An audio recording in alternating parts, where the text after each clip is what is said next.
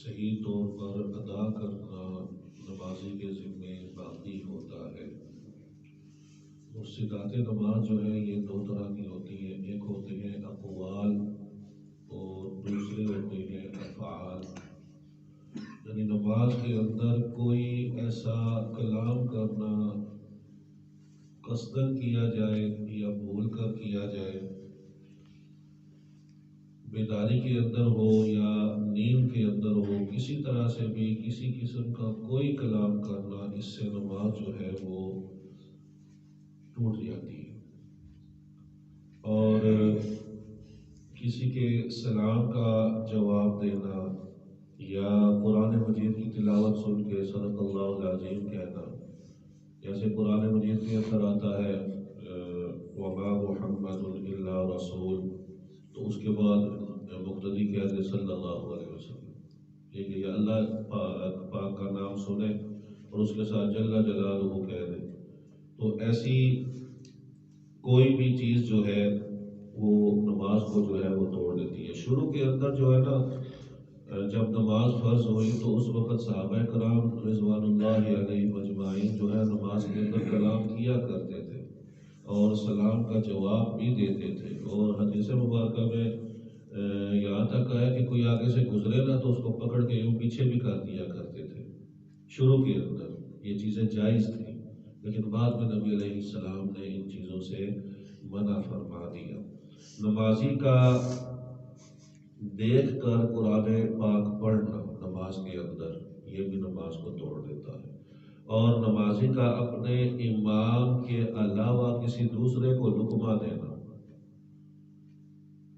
امام کے علاوہ تو امام کو تو لقمہ دے سکتا ہے لیکن کسی دوسرے کو لقمہ نہیں دے سکتا۔ اسی طرح امام جو ہے وہ اپنے مقتدی کے علاوہ کسی دوسرے کا لقمہ نہیں لے سکتا، اس سے دونوں کی نماز جاتی رہے گی۔ اگر وہ کسی اور کو لقمہ دے گا یا امام کسی اور سے لقمہ لے گا تو دونوں طرح کے جو ہے نا، دونوں صورتوں میں دونوں کی نماز جو ہے وہ جائے گی۔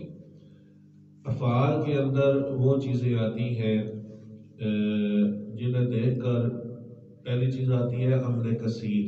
عمل کثیر وہ کام ہوتا ہے کہ دور سے بندہ دیکھے نا تو اسے یہ پتہ نہ چلے کہ یہ بندہ نماز پڑھ رہا ہے، نماز پڑھ رہا ہے، اس کے اندر ایسا کام کر رہا ہے یا ایسے طریقے سے کر رہا ہے کہ دیکھنے والے کو یہ گمان نہ ہو کہ یہ بندہ نماز پڑھ رہا ہے، تو اس سے جو ہے وہ نماز جاتی رہی۔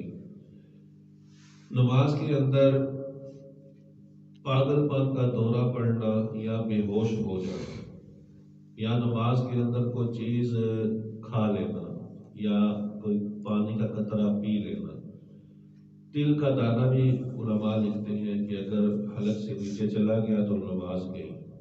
اب بارش کے اندر نماز پڑھ رہے ہیں تو بارش کا قطرہ منہ کے اندر گیا اور آپ نے اس کو نگل لیا تو نماز گئی۔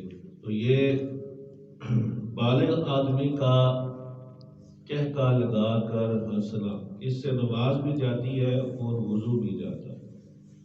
یعنی اتنی آواز سے ہنسنا کہ ساتھ کھڑا ہوا شخص جو ہے وہ اس آواز کو سن لے۔ رکوع و سجود والی نماز کے اندر اتنی آواز سے ہنسنا کہ ساتھ کھڑا شخص اس آواز کو سن لے، اس سے نماز بھی جاتی ہے اور وضو بھی جاتا ہے۔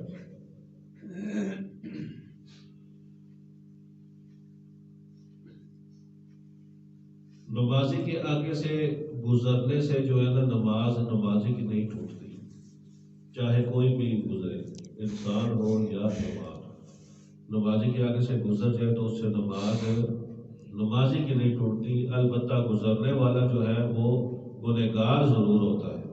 حضور علیہ السلام نے فرمایا اگر تمہیں پتہ چلے نا کہ نمازی کے سامنے سے گزرنے کا کتنا بڑا گناہ ہے تو تم 40 سال جو ہے وہ کھڑے رہو، اتنا انتظار کرو کہ نماز مکمل کرے پھر میں۔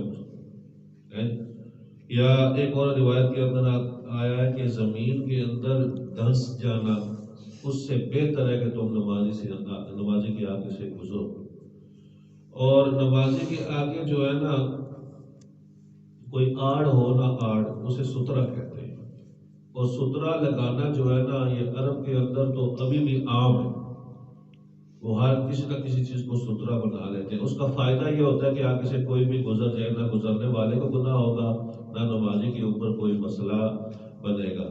سترا جو ہے نا، یہ ایک ہاتھ یعنی یہ اتنا اونچا ہو اور ایک انگلی موٹا ہونا اس کا ضروری ہے. سامنے نمازی کے آگے ہو وہ سترا جو ہے نا، اس کو آڑ یعنی کہتے ہیں کہ آڑ لگ گئی ہے، اب آگے سے جو مرضی بندہ گزرتا رہے، کوئی بھی گزرے اسے کوئی نہیں ہے.